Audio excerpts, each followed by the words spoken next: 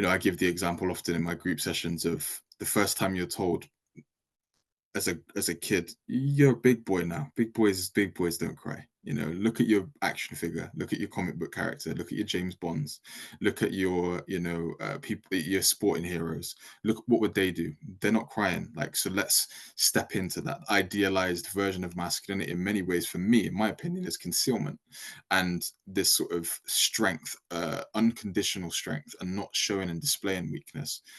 And that kind of comes in the commentary of what we encourage, generally speaking, men and boys to go into. Like, there's this prioritizing of strength and of leadership and X, Y, and Z that kind of inform those ideas. Welcome to Rethinking Education. Education's critical friend. Hello, and welcome to the Rethinking Education podcast, Education's critical friend. My name is Dr. James Mannion. And I'm David Cameron, the real one. The real one, the real David Cameron. How are you, the real David Cameron? What's been going on with you? I'm good. I've been busy. I've been really excited about today's podcast. Really looking forward to that. We'll talk more about that lately. I was actually out, did a couple of gigs last week, and they went really well. I seem to be, for some reason, massive in the northeast of England. So yeah, Gateshead and County Durham. I loved it. I'm Really just picturing your head on the Angel of the North now. Well, certainly the crucified position would suit me well. But yeah, I did a session with Heads, which was a full morning, and really loved it. And they gave me the best reactions I've had for ages. I do a workshop on raising potential, and it involves people answering the question, what is beauty? And the Gateshead Heads almost had me in tears. I was so moved. One of them read a poem which she'd written. They only get 7 minutes to do this, and it was wonderful. It was a poem about a dragonfly, absolutely beautiful. And then one of the other heads talked about a guy who had been dying of cancer, who was the caretaker in his school. And it was just so moving and such an interesting concept of beauty. So that session and the session I did the following day as well, which was a whole trust staff for the Prince Regent Street Trust, just really filled me with optimism and enthusiasm again. So yeah, that's what I've been up to. That's so beautiful, man. I feel like I need to incorporate some more of this like human connection type stuff into my work. I think that I just tend to like cut straight to the nuts and bolts. But actually, these when you do gigs, as you call them, like these are moments of human connection, aren't they? The people coming together in a room, and it sounds like you're Yeah. exploring your shared humanity as well as talking about improving outcomes for kids, right? Well, somebody really got to me when they talked about the difference between online and live events. And what they said to me was, Davey, when it's online, all we get is you. If it's live, we get each other as well. And that really struck home with me. And, when you've got the time, if you're just doing a keynote, it's different. But when you've got the time, and I had a full morning, the opportunity to set up chances for them to talk to each other, I think, need to be taken. Yeah, absolutely. This feels like it might be an opportune moment. I hadn't planned on doing this, but we've been involved in this ongoing discussion for a while with the Education Policy Alliance around putting on some kind of an event. And as you know, I've put on events before, which have been very much based around, it's a conference where there are speakers and delegates, and the speakers speak and the delegates go from one session to the next. And I was never completely happy with the format of it. And we've decided to put an event on later this year. It'll be in September, and details will follow soon. Where there are no speakers really. There are a few people who are going to stand up and share some, little case stories and so on. So it's called Everybody Thriving, And it's essentially about sort of asking the question, like, what can we do now, like with regard to mental health and well-being, without waiting for some sort of change to come from on high? What can we, with this children's well-being and schools bill going through at the moment, and lots of people are quite concerned that not really particularly looking like it's going to do much to improve people's mental well-being. But this phrase keeps coming up, like, we are the system. Like, we already are the people who are, in the middle of all of this, and we don't need to wait for some policy change or for some permission. And so it's like, it's going to be very much about, as you just said, like, people like having each other as a resource, and it's going to be very mingly. We're all just going to be in one big room together for the whole day, and it's going to be a really interesting day, I think. Yeah, I've been really excited by that. I think when I first started doing this kind of work, myself and two other colleagues, a guy called Ollie Bray, another Laurie who won major awards, and he'd fronted Glow in Scotland and all the rest of that. We put on an event which was exactly that kind of event, really just pulling people together, talk about where we're at now, look to the future, and think about what it is that we can do at our own hand. Because clearly one of the messages from current politics in Britain is that if we wait for the government to enable, we're likely to wait a very long time, unless we happen to be in Scunthorpe. Sorry, why what's in Scunthorpe? Because that's where this... Well, we've instantly nationalised British Steel in Scunthorpe. Oh, I see. Right. That's okay. Topical joke of the week. I like it. Well, there's a nice quote that somebody said. I think it might come from Ken Robinson. It might not. It might be one of those misattributed quotes. But apparently, he said something like, "You are the system. What you do next is up to you." Right. And so that's the whole idea is that we're going to be putting ourselves at the heart of this question of, like, how can we improve people's mental health and well-being? And this indeed, just by the way, so we've not released any details of this, but if anybody's listening and is interested in this, it's going to be in Manchester this time. I believe it's going to be on Saturday, the 27th of September. So if you want to mark that date in your diary, further details will follow. And so, as I was about to say, today's guest is very much like aligned with this question about mental health and well-being and so on. And this is Lewis Wedlock. And Lewis is somebody that I met a few years ago, and I think it was 2022. So it was April. It was almost exactly 3 years ago, at the Brighton TEDx event. And I did a talk there about implementation science. And I just released my book about that. And Lewis Wedlock was there that day. And he was talking about, I think his talk was called The Crisis in Masculinity. And he's just released a book about that. He's released this book called Masculinities in Schools. And it's coming out in June, I think, with Sage. And Lewis is such an interesting guy. He's a young guy. He's a young researcher who's making great waves. He's very tech savvy. He's makes those interesting little videos on TikTok and Instagram and what have you. And just to give people a bit of a bio, so Lewis is an academic, he's a mental health professional and a masculinities educator from Bristol, England. And one thing I'm interested to ask him about his use of the plural there. His book is called Masculinities in Schools. So Lewis has spent the last 5 years working with thousands of young men across the UK in secondary and in higher education, engaging them in conversations about things like feminism, allyship, accountability, sexism, misogyny, very much in the news this week, and violence against women and girls and so on.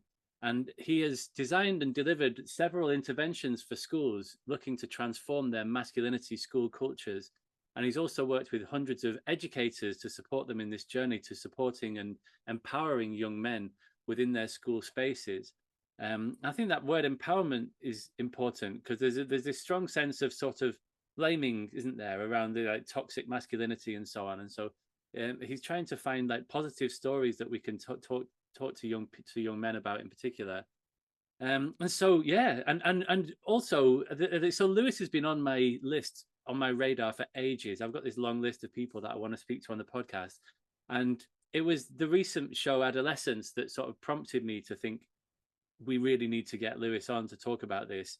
And so I have seen this program. I know you haven't, David, but I understand that you get wind of it. You understand what it's about, right?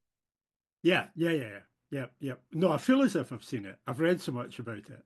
So Well, indeed, it has. It's just had the most incredible response, hasn't it? I'm yeah, sure that everybody's heard of it, if not already seen it by now. And just as a piece of drama, it's just very well scripted, very well shot, um, incredibly gripping. But it's also had all of this crazy sort of social commentary with people praising it from the rooftops. And on the one hand, we've got people like Keir Starmer has sort of publicly advocated. So I think Netflix said we're going to make this available for schools to have, even if the school doesn't have a Netflix account. And Keir Starmer did a tweet saying, "I endorse this this policy." And then loads of people were like, "What? Like, is this really the like? It's important to address this issue, but watching some 4 hours of Netflix drama is not really the best way to do that." And there's many other sort of controversies on either side of that program that we'll maybe touch upon some of today. But that program aside, just this work around masculinities in schools is super interesting, I think, and important to talk about. And so I'm really looking forward to this conversation. yeah, so am I. I always remember years ago, I worked in Fife in Scotland, and we were at an event. I was part of the Zero Tolerance campaign, and we were trying to run that in Fife. And at one point in the conversation we're having, it was a big meeting. I'd said that gender's not a divide; it's a spectrum. And somebody came up to me afterwards and said, "Davey, I didn't know you were gay." And I was like, "Sorry?" And he said, what you were saying, gender being a spectrum, eh? That means, and I'm like, no, no, not necessarily. And I was trying to get across that idea that, there are various forms of maleness, various forms of femaleness. And I know we've got clarity from the Supreme Court today, apparently, on what constitutes a woman. And I know there's been lots around that. But the idea that we have lots and lots of characteristics and that we don't have to be stereotypes. And that whole issue, I think, has been important for me for some time. Mm. And I also think that we'll get into some really fascinating territory with Lewis, because one of the problems we've got, I think, is how do we engage with people who've got very fixed concepts and very fixed ideas. And I know that he's had real experience of doing that. It's that idea of how do we extend some degree of welcome so that we get people into conversations without appearing to simply approve of their values. And I think there's so much interesting work that Lewis does around that. Yes, absolutely. Which I also think that lots of teachers don't feel particularly comfortable with this. Like it's like a bit like, just to make a general point, like lots of teachers don't feel particularly comfortable teaching PSHE. They sort of think, I trained to be a teacher of my subject, and actually PSHE, you need to know a lot about like up-to-date trends in like drugs education, sex and relationships education. For some people that's absolutely in their comfort zone, and they love talking about that stuff. But these other issues that have been raised partly by this program Adolescence, and just the advent of the internet and what the internet is doing to our society and to people's behaviors, it's never been more of a live issue. And so yes, so without further ado then, let's hand over, shall we, to our fascinating conversation with Lewis Wedlock. Hope you enjoy the show. Welcome to Rethinking Education. Education's critical friend. Lewis Wedlock, welcome to the Rethinking Education podcast. Thank you so much for having me. It's a pleasure to be here. I'm excited for this conversation, and it's great to see you as well, James. Yeah, likewise, likewise. So as we were just saying off air, it's been 3 years. So 3 years ago, you and I were thrown together by the organisers of the Brighton TEDx event, and Mm. there was just another one recently. So it's been fresh in both of our memories, I guess. And you've been, so ever since then, you've been on my list of people that I really want to talk to on the podcast. And so before we get into all that, let's just go back. So your talk at your TEDx talk 3 years ago was called "The Crisis in Masculinity." So could you just start by just giving us a quick sort of introduction to yourself, and then Yeah. talk a little bit about what you were talking about in that TEDx talk about why are we talking about this crisis in masculinity? Yeah, for sure. So yes, my name is Lewis Wedlock. I am a masculinities educator. So basically, what that means is I spend a lot of time, exploring and expanding and critiquing at times ideas of masculinity in the context of education, but in a range of different social spheres. I was a mental health professional for 3 years, alongside being a um, social psychologist teaching critical thinking to year ones at the University of the West of England. So that context is important in the sort of context of the TEDx. So my work in a nutshell is exploring and expanding taken for granted ideas of masculinity, wider culture. And so I work with local organizations, educational establishments, corporate settings to sort of explore masculinity from a range of different vantage points. And so the TEDx talk at the time it was recorded, The Crisis of Masculinity, was a commentary on some of the things that I had seen and experienced in my work with young people, specifically one-to-one and group settings.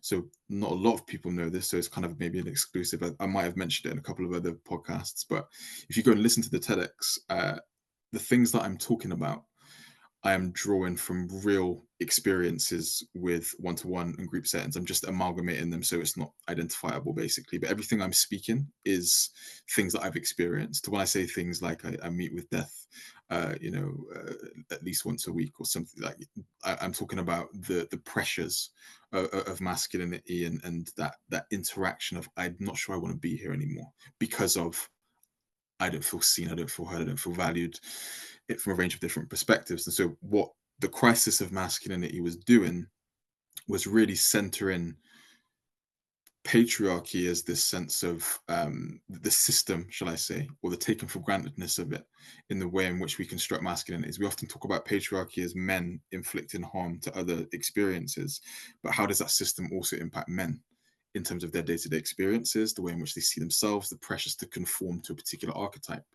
And so I wanted to talk about that, but I didn't want to talk about it from a sense of here's what we're talking about with this concept. I wanted to root it in my realities, which were young people, teens that were experiencing this tension right at that time.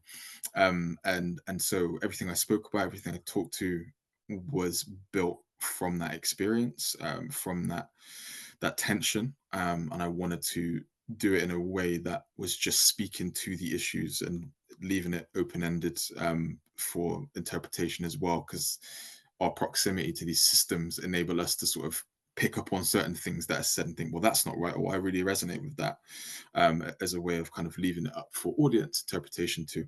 So it was a part of my life that I was really dealing with mental health work at my most sort of it was the most intense period of it. So like literally before I came on to deliver TEDx talk, I'd been safeguarding a couple of young people around pretty intense sort of pressures, and that was real for me. Like I was speaking reality in that. So I'm happy with how it came out. I don't remember it. I don't know about you, James. I don't remember anything about it except walking out and then getting backstage and then seeing my brother in the audience. And he was like, "How you feeling?" I was like, "I did I." And he's like, "No, you finished it." I was like, "All right, cool."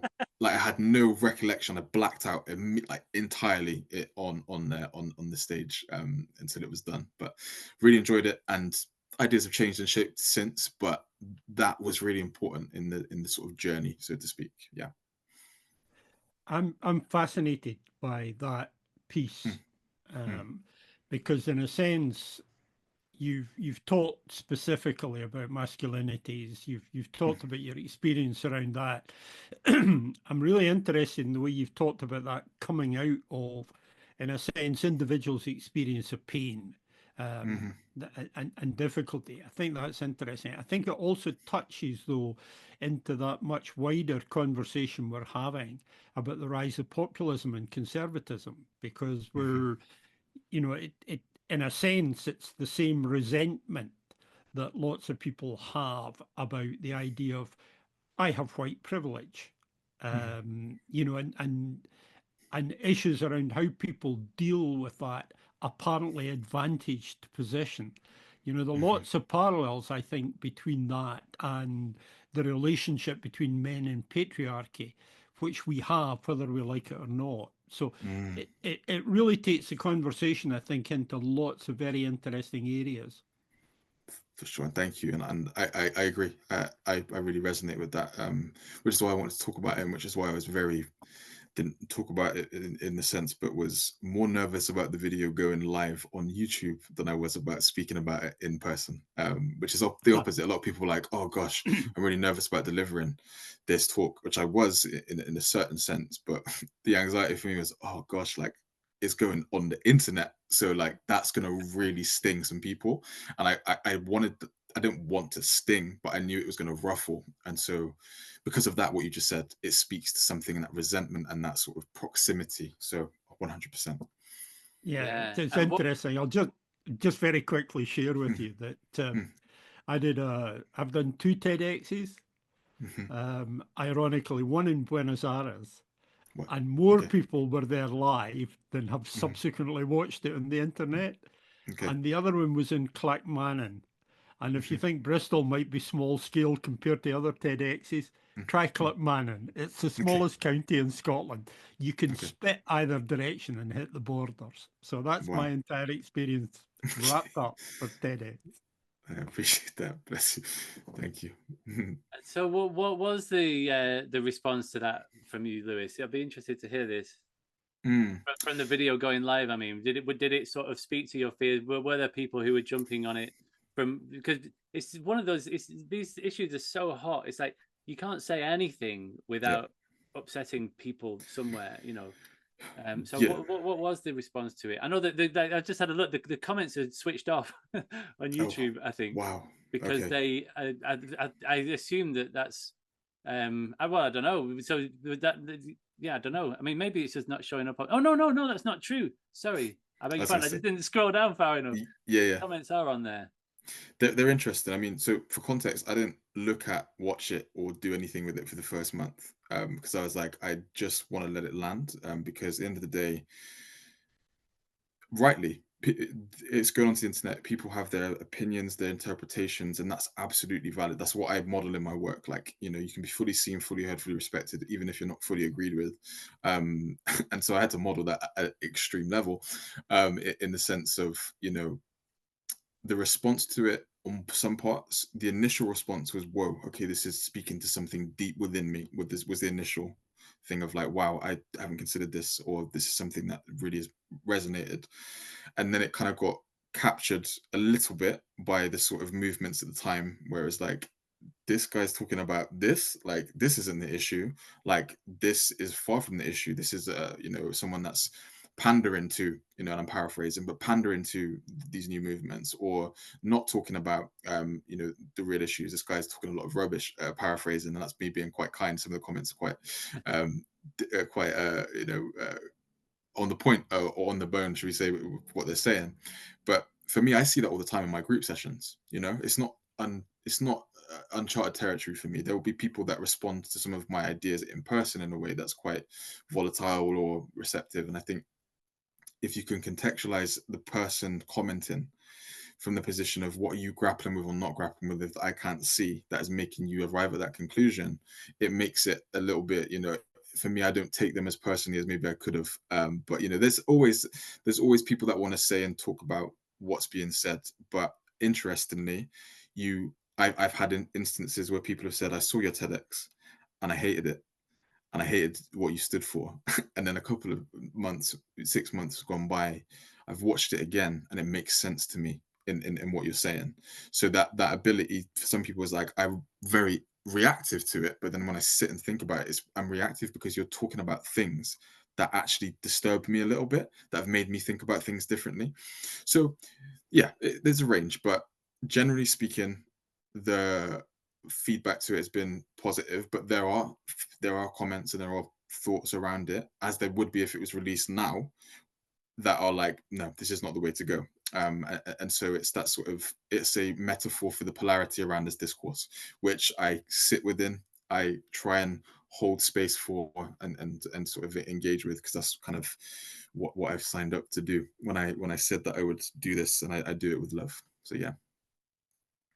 I think it might be helpful just at this point, Lewis, for you to just set out very precisely what these Mhm, positions are.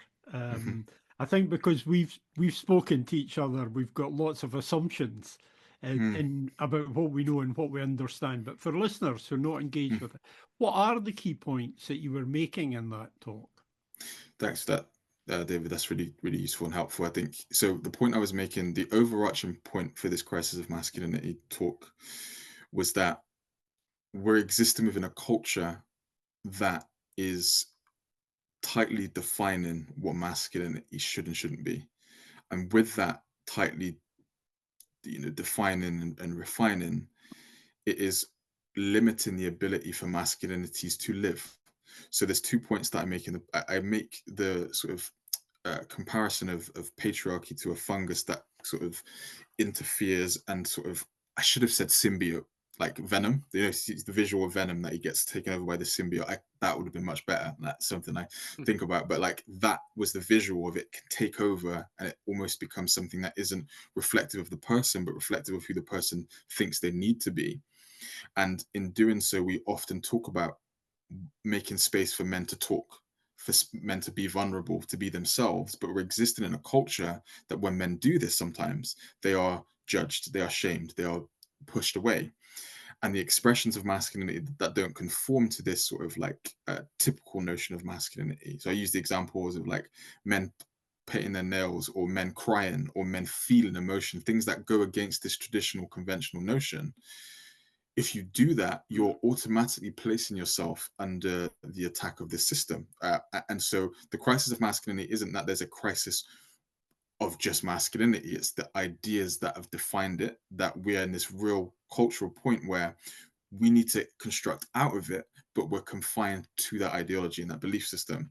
And so that's what I was getting at. It was more a critique of the system than it was a critique of masculinity.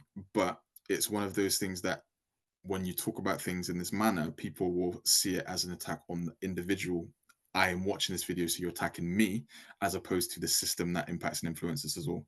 So I wanted to center this idea that patriarchy harms men too. Yes, men can harm through the system, but that system of limiting rigidness can impact and harm men too, which is what I wasn't seeing in the discourse at the time, and which is what I wasn't seeing communicated by mental health professionals in the space that were doing what the stuff that I was doing, that was seeing it on a day-to-day basis, but was talking or not talking about it like it didn't exist. That was kind of what I wanted to bring into the discussion. Hence why I was nervous about it going out. And where do you see Yeah. this is coming from? So if you were talking about like a vision of masculinity that is very tightly defined and controlled. Mm, If you look at that, so like the vision of femininity that's controlled, you can point very easily to I guess magazines historically, and yep. like Heat magazine and the Circle Hmm. of Shame and all of that. If somebody had Hmm. a spot or a sweaty Hmm. armpit or whatever, Hmm. or like Instagram influencers and so on. Hmm. Like, there's like these idealized visions of women where Hmm. with filters on and airbrushing and all of that. I think it's easier to see Hmm. the toxic messages about like idealized femininity. Hmm. With regards to masculinity, it's harder for me, perhaps as somebody who hasn't thought about this as much as you, to think about, to be able to point to like what are the sources of this tightly Mm. defined sort of vision of masculinity, would you say?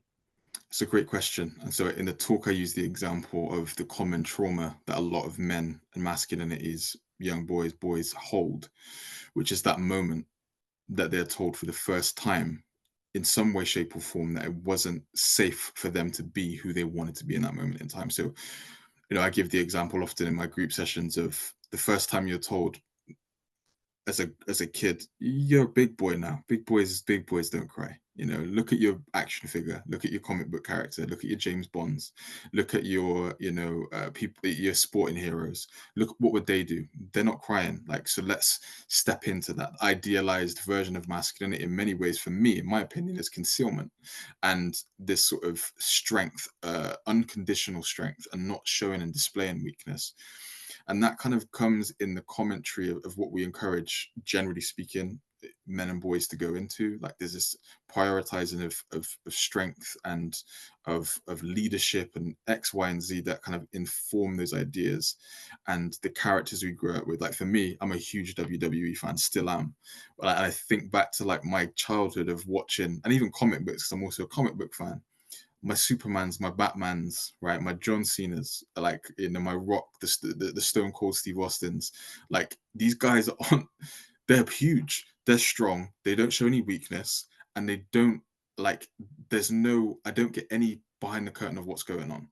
It's strength and unconditional strength. When you look at like Batman is, like, as a character, is incredibly traumatized, like massively traumatized, but only when you get to like certain versions of that character you get to see behind that curtain. But as a kid, it's like Batman's superhero. It's what we don't show with boys at times that is interesting about how we condition. It's not you don't see the context behind the behaviors and ideas. And so it comes from that, but it also comes from what we're told we shouldn't do at young ages, that common trauma of it's not safe to be or to express what you feel. You don't cry, you don't wear this, you don't play with these toys. These type of messaging that really sort of enforces this route towards something. And when you get to school and peer groups, that sort of conformity is really apparent, at least for me. And so that's that sort of influencing factor, and it goes all the way up into ideas of love, relationships, leadership, careers, all of the above influence that sort of idea of rigidly defined masculinity for me. There's something really interesting in there that I Mm, haven't really thought about before, and mm, it was your mention of Batman, mm, because all of the things that you say aren't evident in Batman are mm. evident in Bruce Wayne, Yes. and with Superman, Mm-hmm. Clark Kent is the alternative reality of masculinity. Mm-hmm. Mm-hmm. So, there's a really profound message in there which I've never thought about before, which Mm, is you become a superhero when mm. you step away from being Bruce Wayne into being Batman. Wow. You Wow. become a superhero when you step away from Clark Kent into being Superman. And it's Mm, interesting because a lot of what you're talking about are what are the things that boys leave behind wow. when they're forced to become an archetype of men.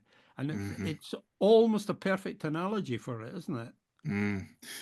Wow. I'm gonna sit with that because that's profound in that sense of, yeah, that and we take it deeper, it's only because I'm a Batman geek. Like, Batman is the sort of coping mechanism of Bruce Wayne's trauma, in the sense of I will Yeah, become something so I don't have to deal with what I've experienced, and that is a metaphor for masculinity. I will become yeah, something to not deal with what I feel within myself, and so that separation is preservation, but it's not congruent, it's not truthful.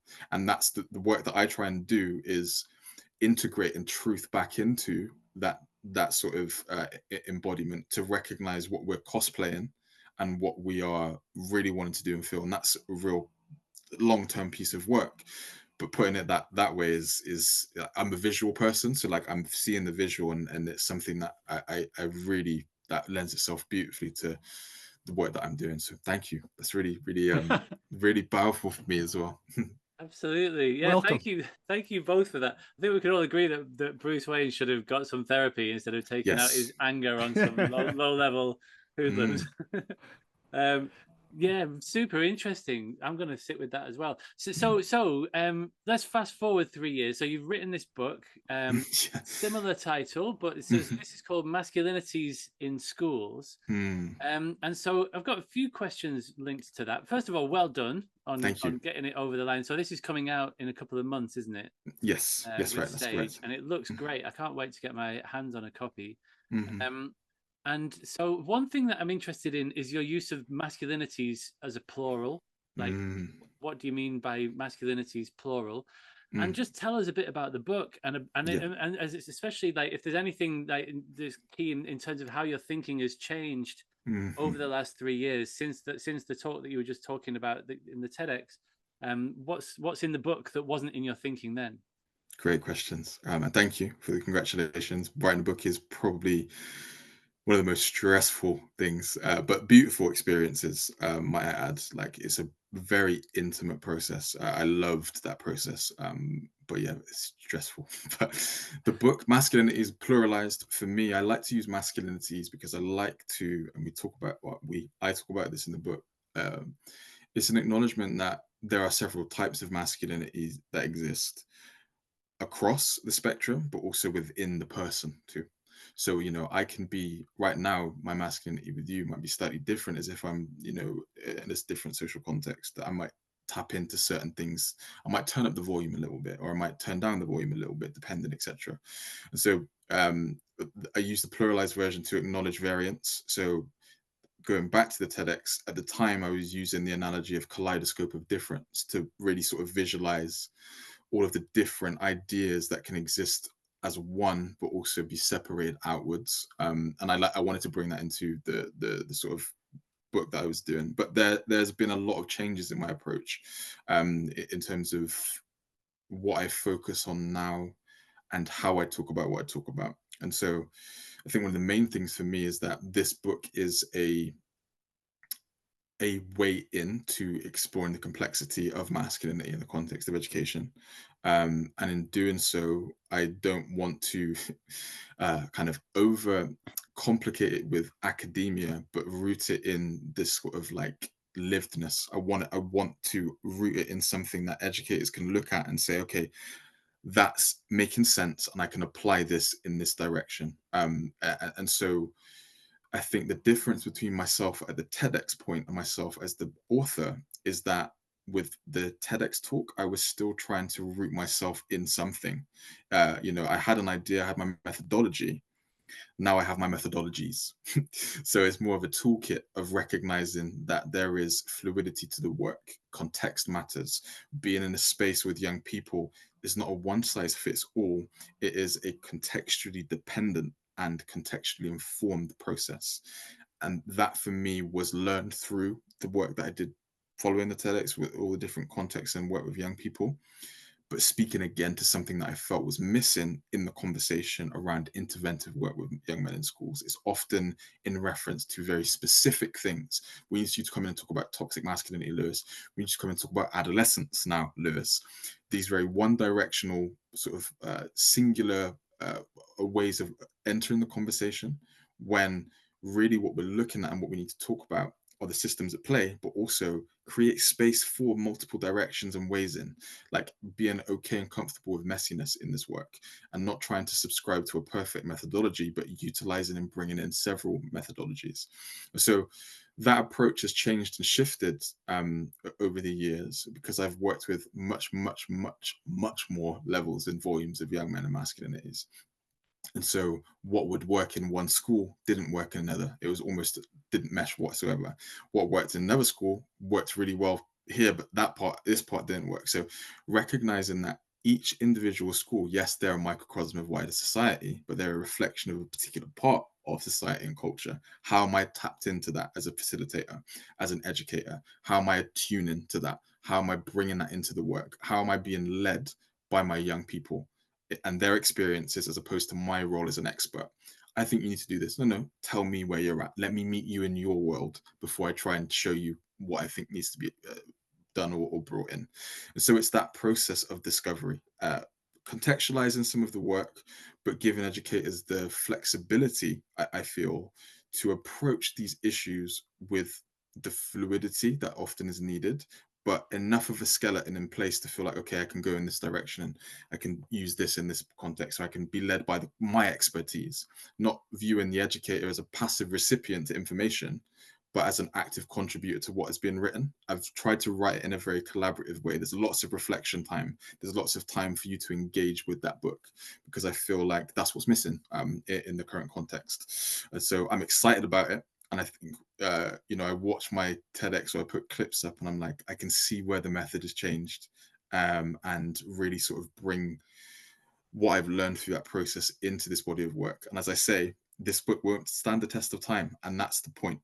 I want this to be something that I revisit and work with in that sense, because that's the work that's valuable. Meeting young people where they're at, attuning to their experiences, and being led by their sort of context, as well as our expertise in that approach. So that's the book, and an oversight to the book. And as I said, as you said, coming out in a couple of months, and I'm very excited to bring a part of my heart to educators that are interested in embarking on this very difficult and at times incredibly confusing work and road.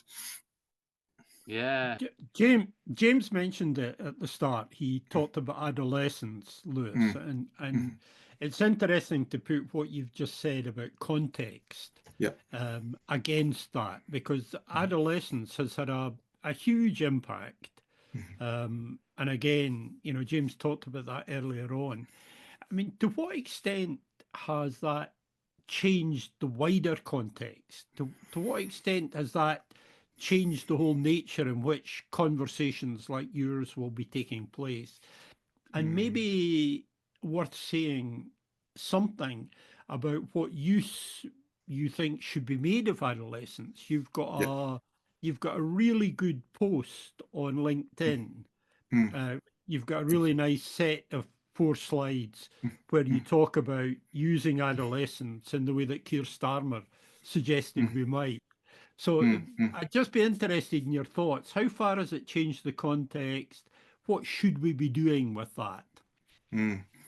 Great question. And so you get moments, as you and both know, in this work where culture intersects with the work that's been going on behind the scenes for a long period of time. And adolescence is definitely that intersection at this point. What adolescence has done, and how I'm describing it to people, is that it is mainstreamed conversations that have been happening in schools, have been happening in educational establishments for a while, but it's contextualized it in a way where everybody, or most people that watch it, can see themselves in some way, shape, or form in that context. And that is deeply moving. It is deeply profound, because it's a piece of art. It's a dramatized version of real world events. And so what Adolescence has done, it's a hugely popular Netflix show that has provided an entry point into conversations to do with violence against women and girls, misogyny, sexism, incel, manospheric cultures, all of those concepts, but hasn't contextualized them that much in that sense. But it's created enough panic in people around, we need to do something about this. We need to engage and react fast, because this is a problem. We need to act fast now, right now, in this moment in time. And so it's accelerated the desire and demand for the work, but it is talking to things that have been around and present and pertinent, might I add, for an extended period of time. And I think one of the things that I find really interesting in the whole adolescent context is that, the knee-jerk response was, right, we're just going to show this in schools, or we need to bring this in as an anti-misogyny, we need to bring anti-misogyny education into schools. Now, we're both, all of us in here have been involved in education. The pragmatics of that as a system, as a process, are incredibly complex, first and foremost. And that in itself, we're just going to show this in class, doesn't safeguard or contain some of the discussions that are going to come in response to that material. It's very triggering for a lot of range of lived experiences. It is, as I say, a dramatized interpretation of real world events, and it doesn't provide space for nuance and context. The expectation is the educator provides that nuance and context. There's a lot of training that needs to happen in that space. There's a lot of internal grapple, internal reflection, internal safeguarding. Like, we often talk about teachers as if we're teachers, we can just safeguard ourselves, like that's fine, like we're just used to this. But recognizing that that is an incredibly complex space to hold, an incredibly complex space to engage with and direct, and having to do that multiple times across a week or a day, or in a specific lesson is complicated, and we're not given space for that reflection, for that deliberation, for that grapple. And so I say this: adolescence is a great, it's the most, from my opinion, in my opinion, it's one of the most accurate representations of some of the issues that we're grappling with in culture. But just because it's the most accurate doesn't mean it's the most appropriate in terms of education and in terms of the work that we're doing.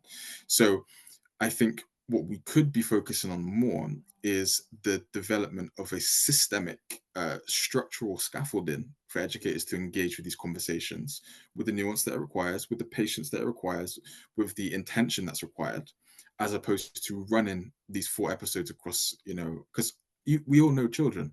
We're just watching a film, wicked. Like, I'm just going to watch this and not engage. Like, that, we're just watching a film today. All right, cool. I'm going to chat and do other stuff.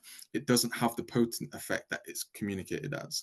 And I think that's the point we're trying to make, is knee-jerk responses very rarely, if ever, fix the issues that we're trying to do, or trying to contact, should I say. And so it's a brilliant piece of television. It's a wonderfully well-crafted, with its flaws and with its oversights, as is everything that's put out into the media ether. And that's really important to recognize too. But in the context of education, I think there is far better use for investment into training, upskilling, and collaborating with experts in the field. Organizations that are already doing the work that can help build and craft these spaces. It shouldn't fall on the educators' shoulders to take up this mantle themselves, in addition to the several hundred other things that they're having to do in relation to safeguarding young people. It shouldn't fall on their shoulders as a whole. It should be a systemic, cultural, everyone involved or not. And so that's my thoughts on it. So it has increased the conversation, it's increased the potency and the speed. But with that, we've got to be really careful that we're not trying to act as fast as we can, because very rarely, if ever, acting fast creates systemic and transformational change. So I think, it might be used as an accessory, but it shouldn't be used as the absolute, here's what we're going to do. We've got adolescence now. We're going to deal with anti-misogyny work, because there's so much to it that hasn't been brought in, that hasn't been considered. It feels like a rushed approach in the context of school, but has increased the demand literally tenfold, like literally in some of the spaces and educators that I work with in this field specifically. It has been, it's been an absolute whirlwind of people saying, we need this, we need this, we need this. And so it's an interesting time for sure.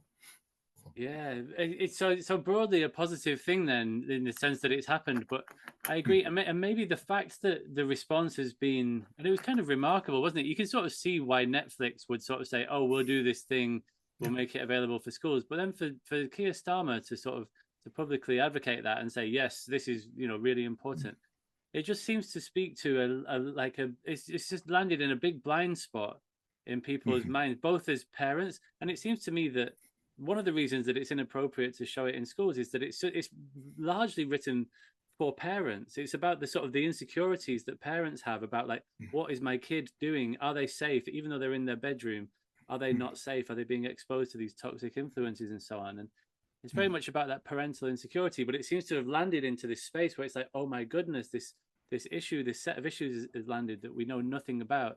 And let's just have this knee-jerk response, because, like you say, you've been doing this important work for years, but it's often, like, many people can't see and hear that happening to the extent that they need to, because this is not just landed out of the clear blue sky.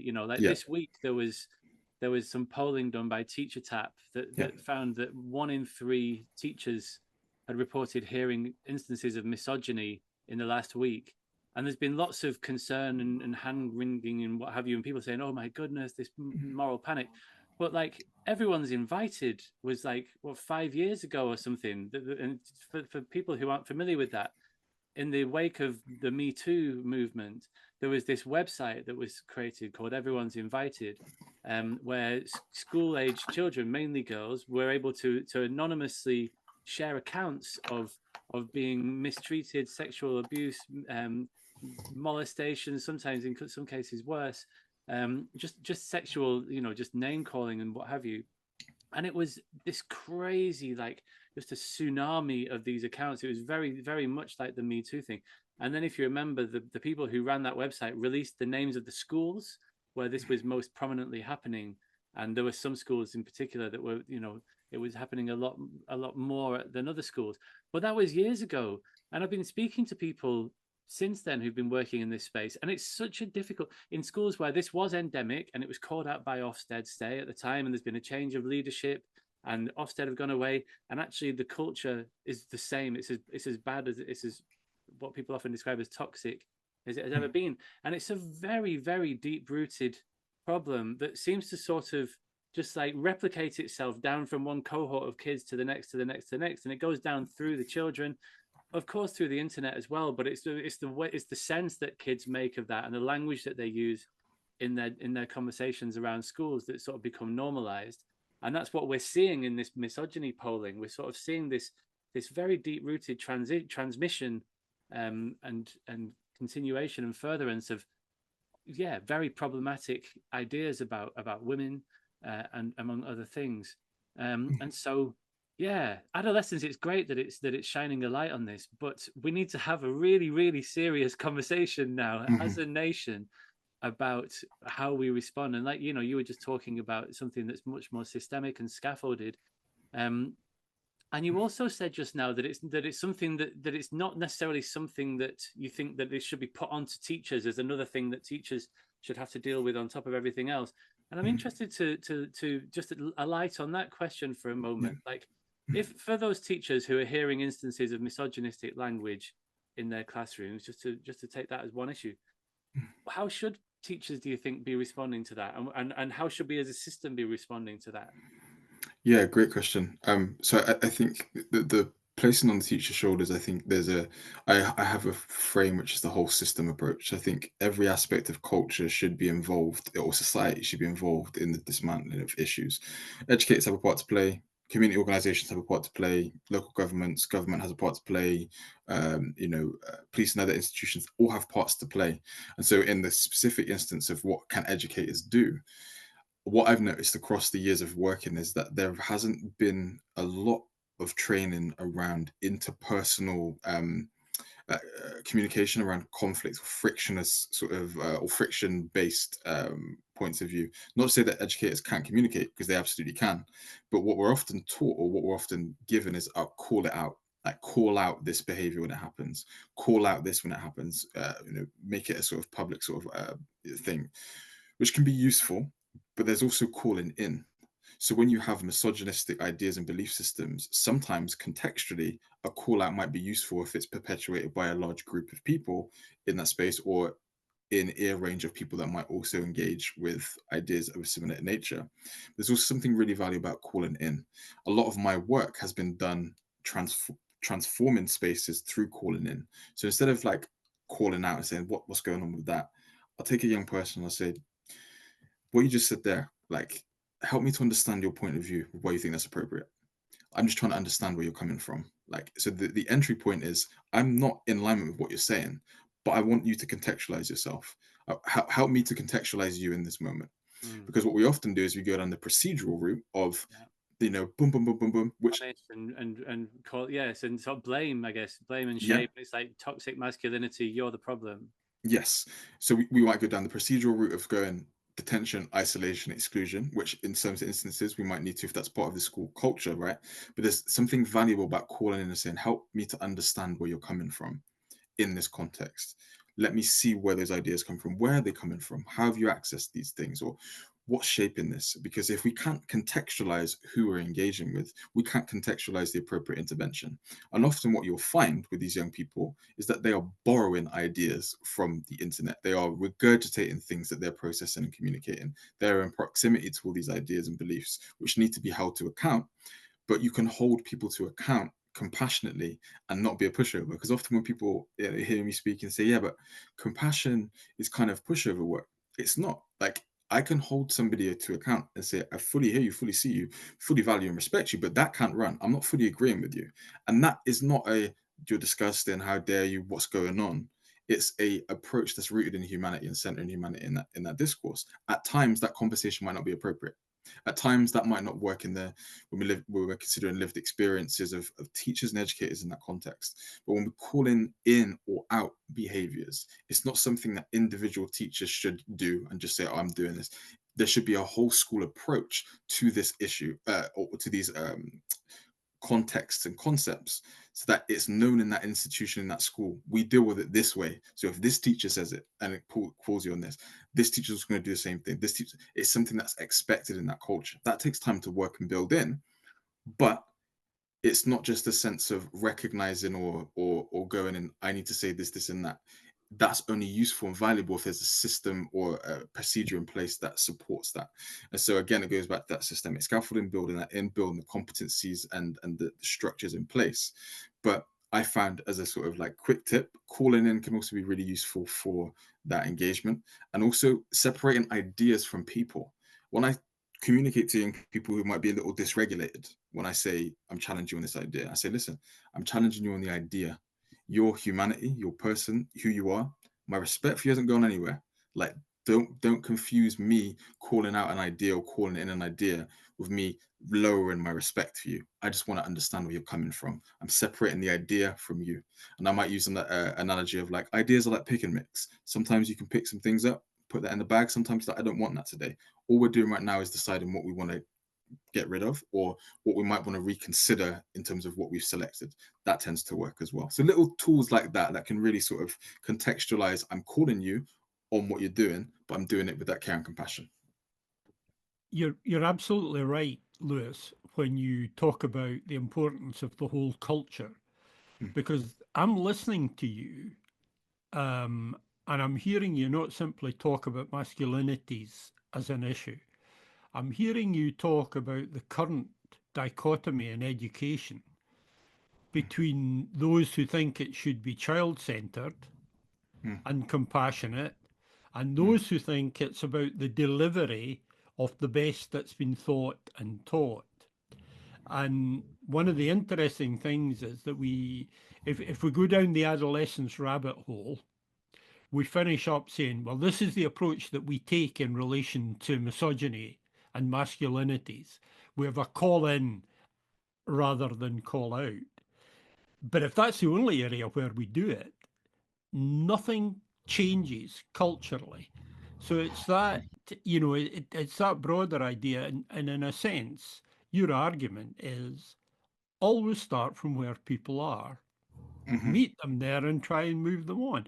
And, one of the questions I was intending to ask was about this tension that we've got between values-based education on the one side, where, lots of us in education want to encourage tolerance, respect, all sorts of other traditional liberal virtues in a world where these are increasingly under attack. And at the same time, we know that we won't get people to engage with them unless we offer some respect to their initial position. So it's a question that goes far beyond your specific area of work, if you like, and I think becomes a wider educational debate. Would you agree with that? For sure. I think my approach to this has always been to transform the ecosystem or the universe. You have to meet young people in their worlds first. Like, that's always been my frame. And I think in our culture, if we look to our wider culture, the debate or the discourse has become a spectacle where it's now less about bringing ideas together for the purpose of expanding each other's points of view or perspectives. It's about, I have to beat you. This is warfare. This is not discourse. And that approach has created a culture where it's an and or as opposed to and or and or in that sense. And I think what I am trying to bring in specific reference to masculinity work and masculinities as a concept is we can attune to the experiences of men and masculinity where they're being harmed, where they are experiencing a range of different negative impacts, social isolation, marginalization, etc., and also hold accountability at the forefront. It doesn't mean I have to focus on one and discard the other.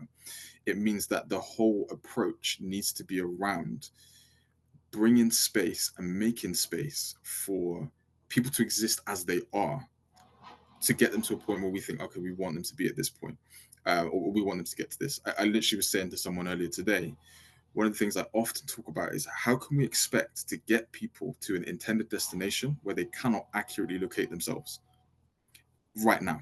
How can I accept or expect someone to get to an intended destination, or how can we expect as a culture to get to an intended destination if we can't accurately, shame-free locate ourselves, what we think, how we believe it, where we're coming from? And holding that tension of, I think this, you think that, there's difference, but let me understand where you're coming from. Let me contextualize you. Let me let you contextualize me. Let's find this way of working and bringing things into the space. For some people, that feels like I am making the sort of point of, we're appeasing ideas and belief systems, but we can't change culture if everyone isn't involved. And to get to that point where everyone's involved, there has to be safety to exist and arrive where we're at, as we are right now, to acknowledge that big tech at times creates this idea that if you're in this camp, you think this and this and that I can predict your political space based off of what you watch. I know who you are based on what you follow. I know where you're at based on what you talk about. When our human experience is so much more nuanced than this, there's so much more nuance to consider. And that needs to be brought into the conversation more, because this conversation around masculinities is not just about the traditional and the new ideas. It's about wholeness. It's not about goodness. It's not about badness. It's about wholeness. And that wholeness comes from recognizing that we can exist in spaces, have different ideas and perspectives, but we can learn from each other, or we can challenge each other, or we can expand on each other. But that means that everyone has to be involved, or no one's involved. Otherwise, what that means is, like you say, we're doing it this way because that's what the data suggests, or we're doing it this way because that's what the latest report from such institution says, or this is how we've always done it and I'm not changing that. I have this point of, like, people often say, well, Lewis, it's procedural. There's a difference between procedure and personal bias or personal routines, and you've got to be able to discern the two. It's procedure at times to follow X, Y, and Z. But when we're talking about masculinities, as an example, we have to open up our scope, because not everyone feels or aligns in the same way. So it's about recognizing the kaleidoscope of difference, but also attuning to the fact that we can't make change by enforcing something in a particular direction and a particular way. We have to create space for the tension, for the grapple, but do so in a way that's safely contained. That's where I feel like the training needs to be focused and situated on. How can we make space for the grapple and the tension? How can we regulate educators to be able to hold that space? How can we safeguard educators through that process? How can we safeguard young people? How can we create that culture of, here's how we operate in these spaces as a unit, as a collective? Because teachers make up school cultures, students make up school cultures, governors make up school cultures, head teachers, that everyone makes up this culture. It's not just young people that we need to fix. It's the system that we're a part of that we need to really think about and think about what we represent. Bit of a monologue, so apologies, but I get real passionate about this stuff, because it's something that I really feel is where we need to be moving forwards. Yeah, It's man. why we've got you on. We want a monologue. Yeah. Thank you. No, it was great, and to pick up on where you left off there about creating space. Like, as you were speaking, I was already sort of thinking, like, there needs to be space. If you think about secondary schools, and this work is sort of, we're mainly sort of thinking, most of your work is focused in secondary schools in higher education, isn't it? And the timetable is just like subject, and even PSHE, which is the most natural place where things like this can be explored, is like, there is content to deliver, and it's very much done but like a lesson. And I think that we need to, I recently wrote this blog called Learning to Be, and it was sort of saying, like, we focus so much in schools on learning to know and learning to do, like knowledge and skills, but learning to be, and you can finish that sentence in any number of ways. You can be like, learning to be disciplined, learning to be still, learning to be discerning, learning to be kind to yourself. There's all kinds of things. Learning how to be like in positive, like, have a decent relationship with technology. And I feel like that there is a very strong case for having one lesson a week, perhaps, staffed by people who are into this kind of work, who get it and who want to do this kind of work. It's not for everybody, where we can talk about these kinds of issues, and do that calling in, and to sort of check in with people. And it's like, yeah, how is your technology use? Let's just be honest. You share your usage stats from the last week. and let's just like talk about it. And it's like, it's really hard, this stuff, isn't it? It's like really difficult to live with this technology that's so useful but also can be so problematic.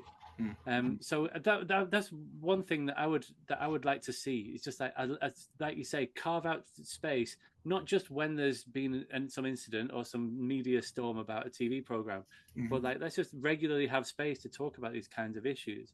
For sure.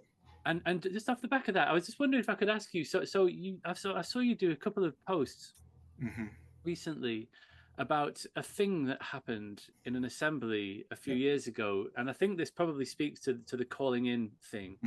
Do you want to just tell the story? It's probably better if you tell it in your own words rather than me sort of paraphrasing it from your Instagram post. No, of course. Yeah, so I posted recently something in response to Adolescence, actually. So, because what I was seeing at the time was a lot of commentary, not from educators, I should say. So I feel like I'm kind of preaching to the converted in many ways in this sense. But, there was a lot of commentary around this doesn't happen, though. Like, what this show is, it doesn't happen. Like, this is dramatized. It's not based in reality. It's not real. And I was thinking about, I could give you a few examples of how this shows up, and I was like, what's the one that is really going to just like make people recognize it's a very exaggerated example, but one that as I said, that I experienced. And so it's important to contextualize this. So at the time, this was end of 2022 but beginning of 2023, very influential manfluencers had been arrested, and in Romania, so we're talking about the Tate brothers that had been arrested, and schools at this point, some schools or most schools that I were working with, kind of saying, we need to do something about this Andrew Tate stuff now, like it Tate stuff right now. And so we were brought in, I was brought in to sort of deliver some assemblies across a range of different year groups and a range of different schools. That was what my January 2023 was looking like. And so this specific delivery day was delivering back-to-back assemblies to groups of young men from year 7, like I think year 7, 8, 9, 10, and 11. It was kind of the delivery. And so in the 9 and 10 assembly, a photo of Tate was flashed up, because what I was talking about was, okay, let's talk about masculinity, like the ideas of masculinity, etc., contextualizing it, expanding it, really sort of widening the discussion. It wasn't done with a tut, how could you? It's just like, let's think about masculinity, wide stroke. So this photo comes up, and there was an ovation in the room from all attendees, shall we say, and it was a loud ovation. Like it wasn't just like a, it was like woo, like clapping as I was watching this happen.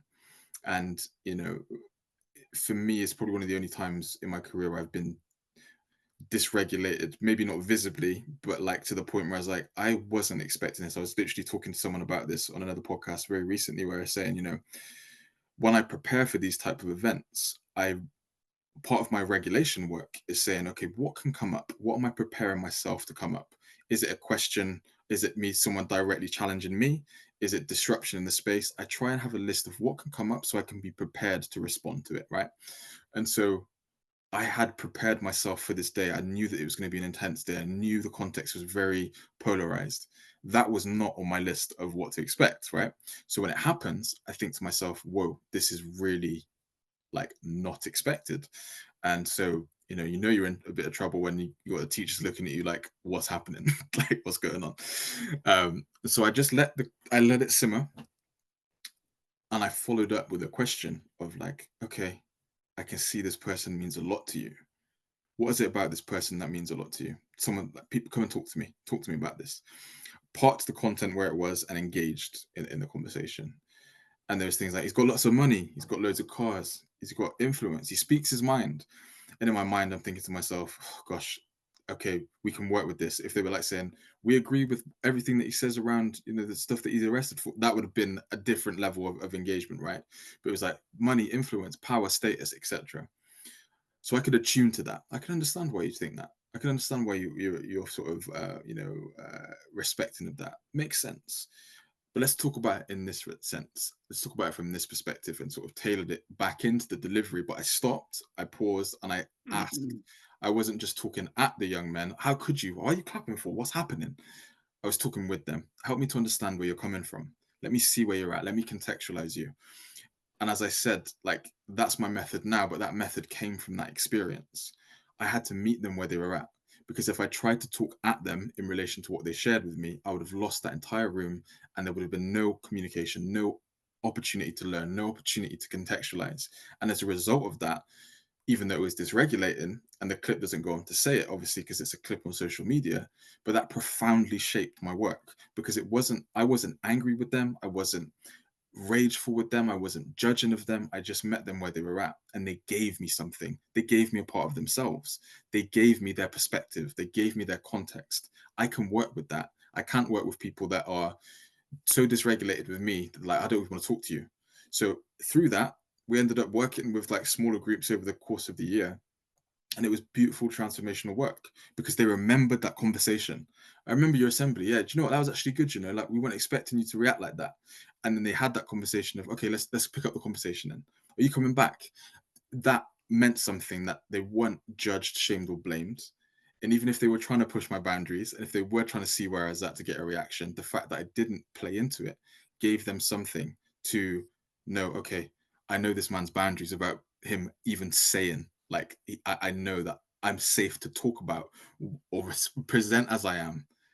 He's meeting me where I'm at. They would never articulate it that way, but the fact there was no shame was palpable for them. I'm assuming, and I'm theorizing. But as dysregulated as was for me, I can look back at it now and be like, whoa, what a moment. And I've had several of those across my career where it's like, whoa, this is new. That was one of the most important moments, and one of the things that I am most appreciative of, as much as it was at the time a lot dysregulating. Let's narrow it down a bit, Lewis, if that's okay. Yeah. I think you've given us a really powerful message, Mm-hmm. and illustrated it beautifully with that account. Mm-hmm. But in terms of, let's say I'm a maths teacher. Mm-hmm. What is it I need to do in the light of your work? I'm a secondary subject teacher of some kind. Everybody has the responsibility to create the culture, to change the culture, challenge the culture, or whatever. But in practical steps, what is it that teachers and others working in schools with young people can do in the light of your work? I love that. Thank you. And do you know what? A lot of the time, it's a lot more to the point than people think. I don't mean that in a reductive way of like, it's a lot easier than you think. That's all you've got to do. Is what I mean by that is what I learned, and what I continually learn through my work, is that the most powerful tool I've got in my toolkit is my congruence, is my journey, is myself. And so that looks differently for every teacher. And I want to recognize that and acknowledge that. Like, a lot of the time, what we say in response to this is what teachers need to be is A, B, C characteristic. That might not be part of your congruent personality. And young people have the most finely tuned BS detectors on planet Earth. So if they feel like you're acting differently or out of character or not, it's detectable in many ways. So it's about recognizing that what we're looking for is a guiding ethos for me.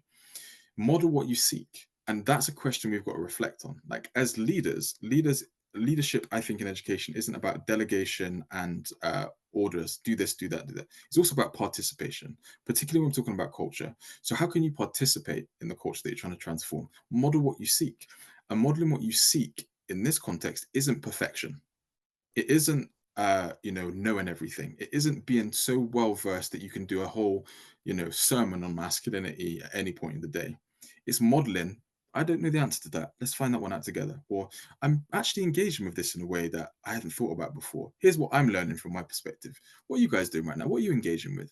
Creating that type of dialogue where the expectation from them to you isn't perfection, but the expectation from you to them isn't all knowing, all knowledge. That in itself creates more space for the conversation and dialogue to happen and occur. That starts with us recognizing and actually naming the anxieties that we have. A lot of teachers, whether it's anti-racism work, whether it's anti-misogyny work, or anything around protected characteristics in the context of education, there's a fear of getting things wrong.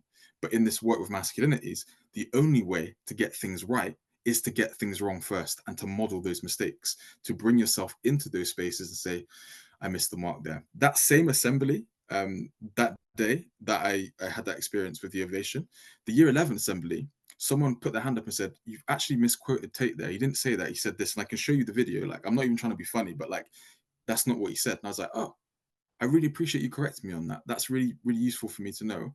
And thank you for allowing me to like be challenged and give me something that I can reflect on. I really appreciate it. What's your name, sir? Oh, really appreciate it, man. Thank you so much for that. What does that do? It models that I'm not here to get things right and perfect, but I can model that in a way that I don't feel less of myself. I appreciate you. I appreciate that dialogue. So it's not just about what we can do interpersonally, it's what we can do personally with ourselves. And also recognizing as educators that this work isn't like immediate. It's not fast tracked. You can't microwave transformation.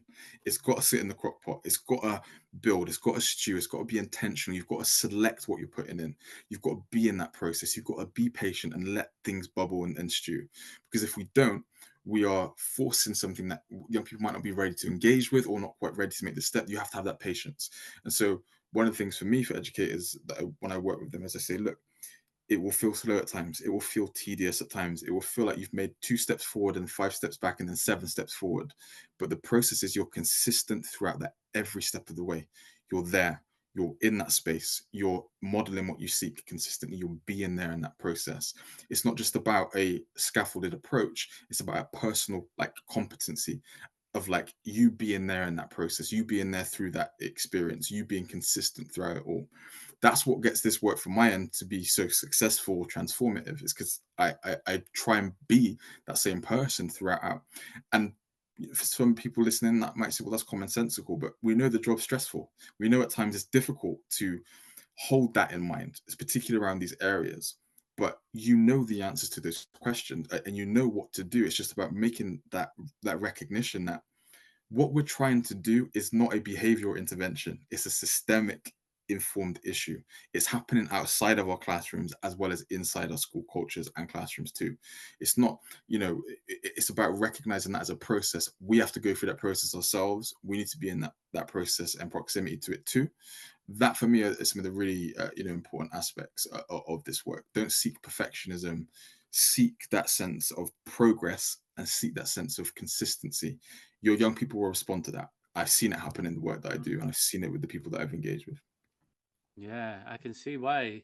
And it sounds like you're an incredible practitioner and that you're able to sort of, like you mentioned, your congruence and like authenticity and just sitting with uncertainty. That's what draws people in, isn't it? And it makes them feel safe. It's like protecting them into the conversation because they're not going to be judged. I just have a follow-up question, which is about the role of girls here. Yes. And so with those assemblies, you said that were they all boys assemblies, and was that in a boys' school or was it a co-ed school? And they just were like, we just need to pull the boys out and just talk to the boys specifically about this. Is that what had happened there?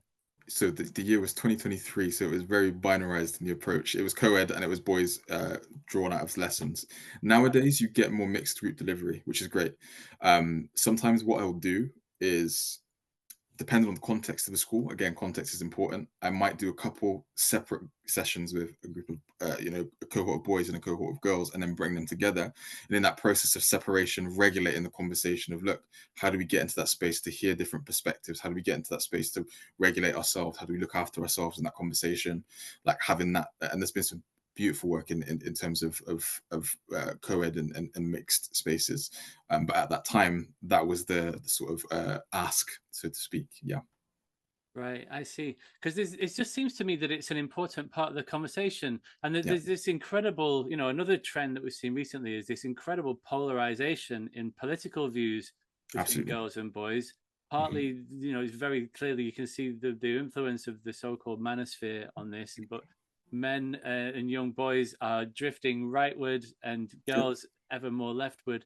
And you can imagine that it might be harder to have an honest conversation about these issues, about misogyny and what have you, in a mixed setting, because the boys might not feel as comfortable to air things that they've thought or said or heard in front of girls, where they're more likely to be sort of, whatever, have a negative response.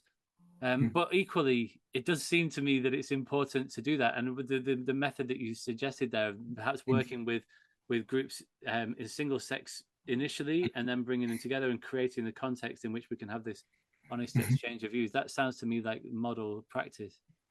It works well, and sometimes, again, cultural context of the school is really important. You've got some schools that have embedded that discourse, and they've deconstructed discourse as not as a spectacle, but as an invitation to understanding. So sometimes you walk through the door, and it's like, we're ready to have this conversation now that we get it. We're able to do that with respect and etc. Sometimes you're dealing with much more, like you say, politically polarized spaces. So what that requires is attunement. We haven't really spoken about that, but there's a difference between attunement and agreement for me. So like when I attune to a young person, I can say, I understand how you've arrived at that conclusion, but I don't agree with it. Agreement is the alignment of that perspective of, oh, we're on the same page. But to a lot of practitioners, educators, etc., attunement can look like agreement, which is why people are scared to do it. To say, I see where you're coming from, can almost be heard as, I'm on your side to young people. And it's about being really clear with that communication.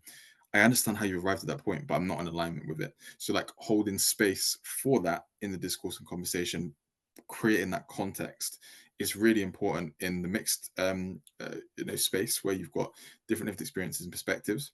And what you actually find, and some of the feedback I've had in those spaces around that specifically is, wow, I've thought about the experience of boys in this context totally different to what I had when I walked in. I can understand how they arrived at that perspective, and I can understand their context more, and I can understand who I'm sitting across from, and I can get their process, and I can understand where they arrived, and they can understand me. And there's that understanding. They see me and I see them, and there's that real sort of like understanding and mutuality of like, I've learned something from you, you've taken something from me. That's really useful in that process of bringing in. So there is absolute value, and I think that process sometimes needs to be worked towards, coached, crafted, built, safeguarded, scaffolded.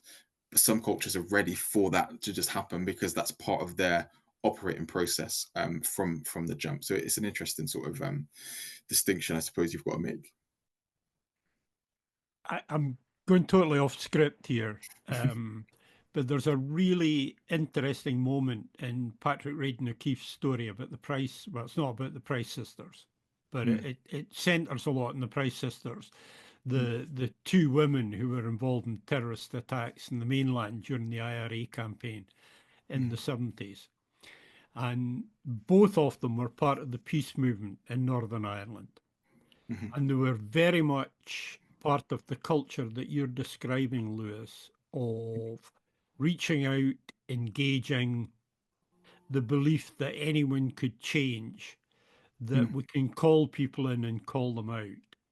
And then there's a moment where they're attacked on one of the peace marches. And Dolores Price, the Dolores Price character in the book, describes looking in the eyes of her assailants and seeing no willingness to engage and understand. And there's something really interesting around that. Misogyny is built on a culture of isolation and an unwillingness to engage. It's the denial of empathy. And so there's something that I think is really important to look at. You place enormous faith in the idea that if I model empathy, if I show myself to be open, I'll evoke a response. And of course, the problem we have with the likes of the Tate brothers is there is no willingness to empathize and engage. So is there a point where we need to stop simply being attuned and disagree? Fantastic question. Absolutely. And I feel like there's room in that attunement. It's the combination of attunement and congruence. So For me, it's like often say to guys or young people and guys, because they can be in higher education spaces too, who have that sort of rigidity in their belief system. It's like, I can see where you're coming from, but there is a disagreement here. I don't see eye to eye with you on this concept, and here's why. And here's where our points of view differ. And here's where I think we need to think and consider more in that context. And there is a value to that, because often I think what we do as a culture, I think is what you're talking to and speaking to, is we appease um, uncomfortable conversations, because the uncomfortable thing of disagreement is like, oh, I don't like that confrontation of okay, it's not, I've tried to attune it, there's a friction there still there, I'm just going to appease it and pretend it doesn't exist, or just move past it and bypass it. I think there's something really useful about being in disagreement congruently in those spaces, and recognizing different perspectives that can be held in those spaces, but also modeling disagreement in a way that isn't, as you say, devoid of empathy, of like, that's wrong, you're wrong, this is right. There's a way of modeling disagreement that brings in those aspects. I've had that in my work, where you've got young people that are so rooted in what they believe. I do not want to think about it as any other way. This is wrong.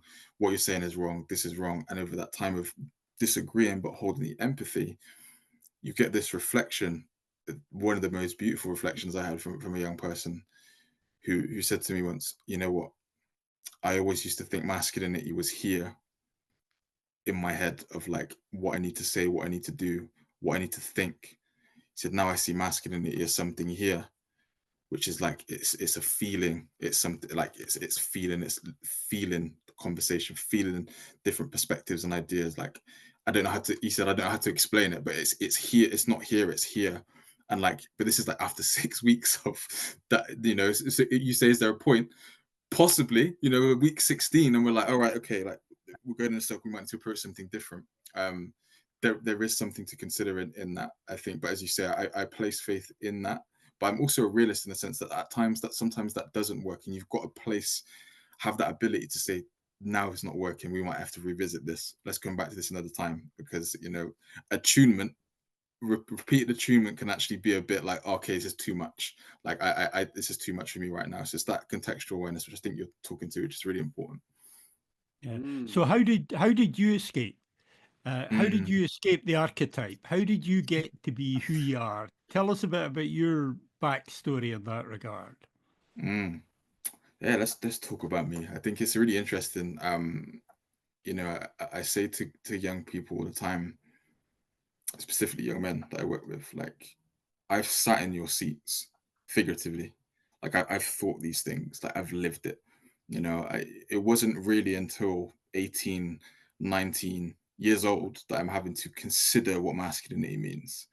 It wasn't really until 20, oh, sorry, how old had I been? 20, 21, 23, where I'm having to like hold therapeutic space for young men, where I'm thinking I should probably take this masculinity stuff, you know, more seriously. I'd started doing it around 2020, 2020, so at 22 years, 21 years, like end of 21, 22.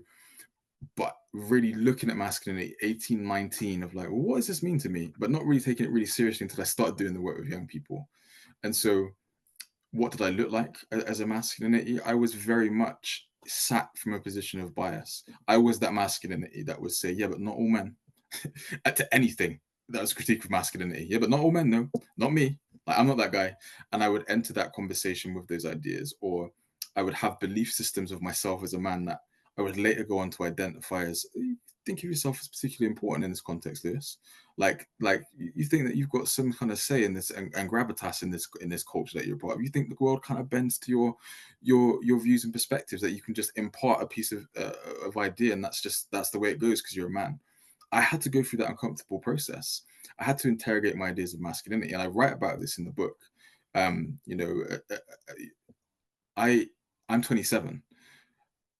In school, 15, 14, 13, masculinity wasn't talked about in the way that it's talked about now. We didn't talk about it. I never considered it. It was never something. I was in proximity to masculinities. I had loving family members. My family loved and held me wonderfully as a man. But I existed in a culture where I had to be a specific masculinity. Inner city Bristol, parts of inner city Bristol where a very specific type of masculinity existed. Don't show weakness. Don't be that guy that shows any sort of like vulnerability. Don't be that guy. You can't talk about anything that's vulnerable. That was a sort of archetype culturally in my friendship groups that I existed within. And so how I got to where I was, or where I am, and where I ended up working, was I had to go through quite a painful process of delayering, of really recognizing how much of this I hold on to and how much of it I still hold on to. So I say to people all the time, don't confuse me as someone that's figured out the system. I'm still a part of this system. I'm still upholding things that I'm not aware of. Don't mistake me as your hero, because we're in this same boat together. Like, I'm to go back to your point earlier on, David. I'm aware of the archetype of Batman and Bruce Wayne in my life, and I know that at times I can step into that as a way of, but I'm aware of it. So it's the sense of like I can make that distinction. I'm still there. I'm still a part of that process. And probably the most uncomfortable part of this to escape is to recognize that you're always one foot in. And that liberation of recognizing that it's not about perfection, it's about recognizing and correcting as we work through, has been something that I often talk about in this space. Yes, I've done massive amounts of work on myself, therapeutic exploration, spiritual exploration, conversations with ideas and perspectives that differ totally to me. I've put myself in that melting pot because it's important for me to hold and safeguard young people that I'm holding that space and recognizing and evidencing that work, but also for myself. I'm a masculinity that's trying to make sense of the space around me. I can't talk to something I haven't experienced. I can't communicate to something that I haven't felt. And so that process of getting to where I am now is that real uncomfortableness of recognizing I've done a lot of work, but doing that work doesn't make me a good guy. It makes me a whole guy because I still have proximity to what I'm doing. I'm still in proximity to ideas and belief systems. I have to check myself. My colleagues or people that I work with might say, whoa, like that's a crazy like statement. But deconstruct that and you're like, actually, you know what, you're right. Whoa, I didn't even think about that. But not viewing that as evidence of inadequacy, but as evidence of continued development and growth. My growth trajectory is not something that I view as I'm less of a person because I have oversights, because I center things that aren't, I center the wrong things in certain contexts. That's part of my learning. And so I try and bring that into young people. I step in front of you, not as a finished article, but as someone still writing and trying to figure out all of this stuff. Let's do it together. And the moment you do that, you get the buy-in. I think a lot of the times, unintentionally in our culture, we've got this, I keep going back to superheroes and I promise it's not on purpose, but like that sense of we're saviors. Like I'm stepping into this work and I'm here to save masculinity and young people. That's the brand. It's like, nah, I'm here, I'm here in the melting pot with you. And we're all trying to figure out this tornado together. And like, don't ever get that twisted because that's who I am. And that takes vulnerability. That takes a lot of nerves and like bringing aspects of yourself that I don't necessarily want the internet to see at times. The TEDx, I don't necessarily want to talk about that. Like I would have talked about something safer. I knew I was putting under the microscope, but it comes with the territory of I have to model what I seek. And if that means I've got to go out there and put myself in a bit of a firing line, post some things about Tate or, post some things that create responses, that's part of what I'm trying to model. I might be corrected. I might be shaped in a different way. That's what I'm trying to model in the work that I do. That's my journey, but it happened quite late in my life. In the context of my life, me being 27 now, I'm really starting the work around 18, 19, really getting into the work as I was developing the systems of work. So around 22, end of 21, beginning of 22 years old, not the year. And sort of bringing that into the work that I'm doing now. And I'm still working on it for sure. I'm not anywhere, I'm still in that process of examination. And the work that you do, just to clarify, so do you work at the University of West England still? Is that? So I do a bit. So at the time of the TEDx, I was doing critical thinking or teaching critical thinking.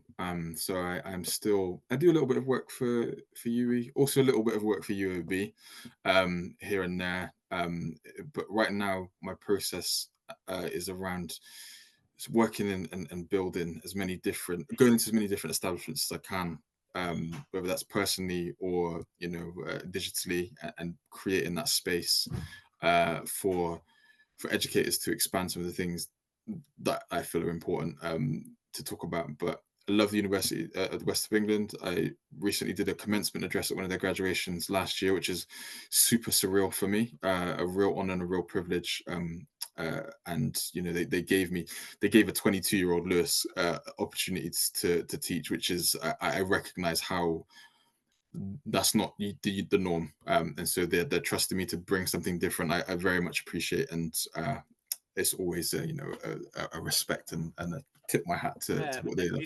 You say it came late in life. I'm not so sure. Seems like you're a few decades ahead of my own developmental my arc, my narrative arc. Thank you for that. Do you know what? This is kind of just zoom out for a moment and just like one of the things that I've been thinking about in this conversation is like the story that we tell kids in schools, just generally, which is like if you work hard. And first of all, if you attend school every day, attendance is really important. Everyone's very upset about the attendance crisis, and you've got to attend every day. You've got to come every day, even if when you don't feel like you want to, you've got to come. It's really important, and you've got to work really hard for these exams.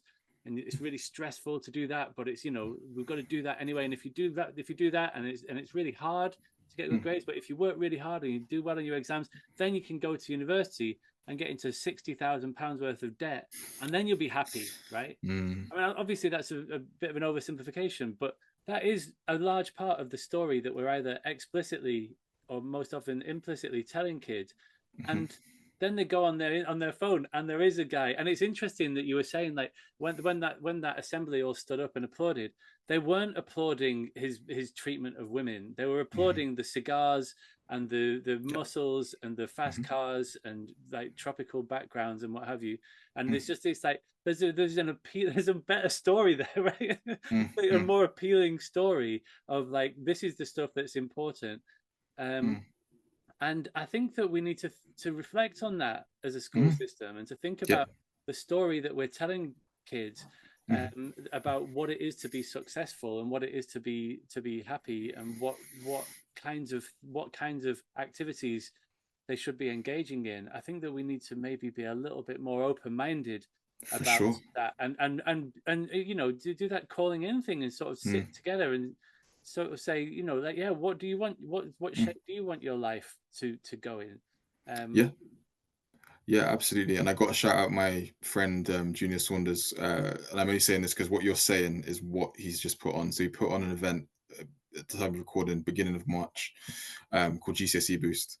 And it was a well-being festival for Year 11 students here in Bristol and surrounding areas to come in and hear from guest speakers around exam season, exam prep. But it was a flip on the education system. What he was doing, he was bringing in, like, I was one of the speakers. There was an exam nutritionist. There was a sort of a young person, and there was also a sort of productivity sort of speaker and schedule builder, etc. in that communication. And what he was doing with that talk was he was widening the scope. The messaging wasn't, here's how you do really well and do well in exams and get onto university and college. The messaging was, you are enough as you are right now. Like, what you're doing right now is engaging in something super stressful. Let's acknowledge that. Let's sit with that. Let's actually say that this is really stressful.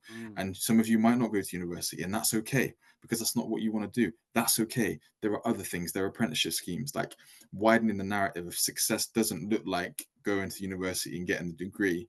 It can be a range of things. And wherever you are, wherever you're sat in this room today, like, you're enough as you are before you sit those exams. Like, the exams are important, but they're not the defining fact of your life. And like, for me, I said to him afterwards, I said, Junior, I said, like, there's so many kids walking around, or so many grown adults walking around that would have benefited from that several years ago as well. Like, what you're doing is important. And so I resonate with that, because it's important that we tell different narratives and we attune to this idea of young men liking people like Andrew Tate or other influencers because they speak to something of success, material success, influence, power, status. Like, it's a self-worth anxiety. It's a self-worth rooted wound of, like, I don't feel enough. So seeing somebody say that I can have this and do this and be this is inspiring and motivating to me, because I don't feel like I'm empowered enough. I don't feel like I'm seen enough. And we can attune to that wound. We can make space for that and tell these young men that they are enough as they are right now, and that they can do whatever they need to be, or be whoever they want to be. But also acknowledge the complexity of the some of the stuff that they're engaging with in pursuit of that message. There are other people that tell that same message that don't also do the other stuff, right? So I think it's really important to contextualize that and recognize what we're speaking to in terms of the systemic and cultural issues. Yeah. Brilliant encapsulation of lots of the things that we've spoken about as we've gone through the afternoon. I mean, James will wrap up expertly as he does. I think just two or three things before we do. I think one is I've loved the whole consistency around this idea of call in as well as call out. And that was something that hit a real note when you used that idea on your LinkedIn posts as well. That idea of mutual respect in education, that idea of learning from each other, the idea of always starting from where we are, of thinking of young people as who they are now, and not accepting the idea of a fixed identity.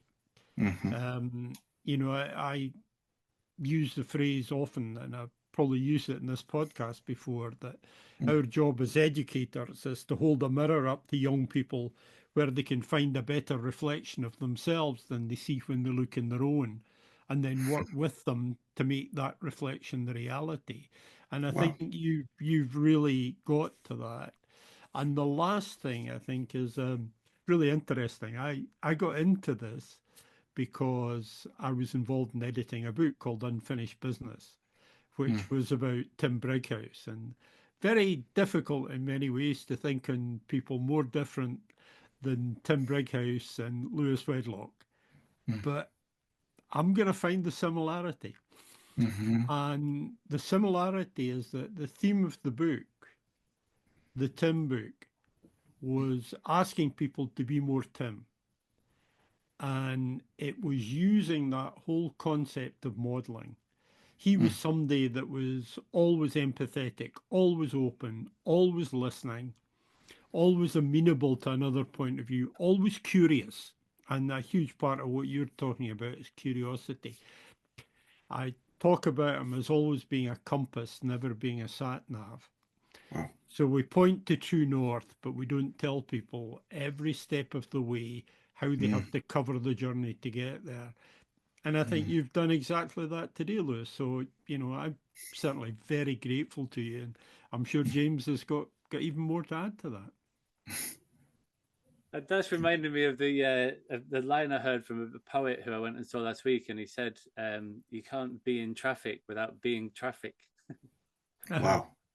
Yeah, I like it. I was thinking about that earlier as well when you were saying, Lewis, you're like, I'm in this boat with you. Like, this is not a sort of a us and them thing. It's just like, let's all just put our heads together and just see one another's, you know, common humanities. It's not hard to set the conditions in which honest conversation can flow once you know how to do that. And that's it. It's a dialogue thing, isn't it? It's just like, let's just have an ongoing conversation. And make it safe to air your honest views. Because if you thought your way in to particular ways of seeing the world, or ways of seeing women, or ways of seeing men, then you can think your way back out of that. You know, if you can be shown other ways of seeing, and having people like yourself, Lewis, who can model that and who can facilitate those discussions, is just so incredibly valuable. And so I'm very grateful to you for not just for giving up your time so generously, and you've fulfilled my wish. It's been more than I wished it could be. It's been such an interesting conversation. But thank you so much for the work you do as well. It is just like really, really important stuff. I think it's very clear that Adolescence has just like shone a highlight on a big empty space in all of our thinking. Like, we don't know how to do this, and I'm, you know, I'm sure you'd be the first to say you don't have all the answers. Absolutely. You have a framework for at least in a conversation that is honest and congruent, and that draws young people in and makes them feel able to be truthful without feeling judged and blamed and so on. And that is very clearly to my mind anyway, like the way out of this situation that we're in is just like lots and lots of conversations of the kinds that you've been having. No, I thank you both so much for your kindness and also just for the invitation as well. Like I really appreciate it, and I always enjoy conversations like this. They always kind of root they root me in the work in a way that often you moving through it, so you don't get time to reflect on it. So I am equally as grateful, not just for the conversation, but for the work you're both doing. Thoroughly enjoyed the chat. David, specifically that Batman Bruce Wayne, like I will credit you for that, but I think it's very important that you know that spun me a little bit, and but in the best way, and so that's really useful, and I'm grateful for that because it's another visual tool. So and James, as always, you know, the work that you're doing and be able to sort of see you do the things that you do, and meeting you at the TEDx of all spaces as well. It's been really cool to see what you've been doing post TED as well. So very, very grateful. Thanks, man. And I think we've got a new hashtag, David, alongside Be More Tim. We've got Be Less Batman. Yeah. Wow, that's great. Yeah. Be more. Yeah. Some therapy. Yeah, for sure. Not being That's silly. lovely. Yeah. All right. Thank you both. Thank so you. Welcome to Rethinking Education. Education's critical friend.